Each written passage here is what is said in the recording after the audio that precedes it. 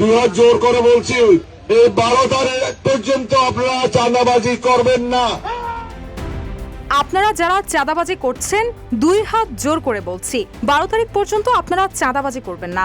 নির্বাচনী প্রচারণায় অংশ নিয়ে এমন অনুরোধ করেছেন বিএনপি মনোনীত প্রার্থী ও সাবেক সংসদ সদস্য সরোয়ার জামাল নিজাম। ভোটের ঠিক আগে প্রকাশ্য জনসভা থেকে দেওয়া তার এই বক্তব্যের ভিডিও এখন সামাজিক যোগাযোগ মাধ্যমে ভাইরাল। ভিডিওতে তাকে প্রকাশ্য জনসভায় 12 তারিখ পর্যন্ত চাঁদাবাজি বন্ধ রাখার জন্য 2 হাত জোর করে অনুরোধ করতে দেখা গেছে, যা ঘিরে স্থানীয় রাজনৈতিক অঙ্গনে জন্ম দিয়েছে ব্যাপক আলোচনা। প্রশ্ন উঠছে, তার এই অনুরোধ কি শুধু ভোটের আগ পর্যন্তই সীমাবদ্ধ? তবে কি 12 তারিখের পর পরিস্থিতি আবার আগের মতো হয়ে যাবে?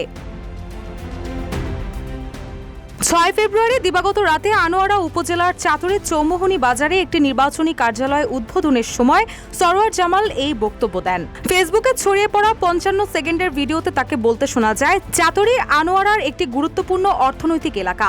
এখানকার ব্যবসা বাণিজ্য ও মানুষের আয়ের ওপর পুরো এলাকার অর্থনৈতিক গতিশীলতা নির্ভরশীল। আনোয়ারার অর্থনৈতিক অঞ্চল হিসেবে এটার গুরুত্ব অনেক। এখানে বিশেষভাবে চাঁদাবাজি, নৈরাজ্য, সন্ত্রাসী চলছে। আমি অনুরোধ জানাবো, আপনারা যারা চাঁদাবাজি করছেন, 2 হাত জোর করে বলছি, 12 তারিখ পর্যন্ত আপনারা চাঁদাবাজি করবেন না।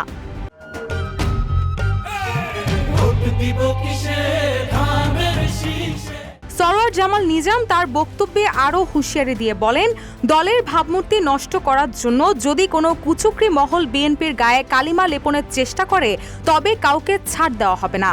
এদিকে নির্বাচনের আগ মুহূর্তে একজন প্রার্থীর মুখে এ ধরনের সরাসরি অনুরোধের ভিডিও ছড়িয়ে পড়লে জনমনে সৃষ্টি হয় নানা প্রশ্ন। প্রার্থীর এই সময়সীমা বেঁধে দেওয়া অনুরোধের আসল অর্থ কি, তা নিয়ে সাধারণ মানুষ ও ব্যবসায়ীদের মধ্যে মিশ্র প্রতিক্রিয়া দেখা দিয়েছে। অনেকে একে চাঁদাবাজদের প্রতি নমনীয়তা হিসেবে দেখছেন, আবার অনেকে মনে করছেন তিনি কৌশলে বর্তমান পরিস্থিতির ভয়াবহতা তুলে ধরেছেন। রুশা সুর, নিউজ ডেস্ক, ইত্তেফাক।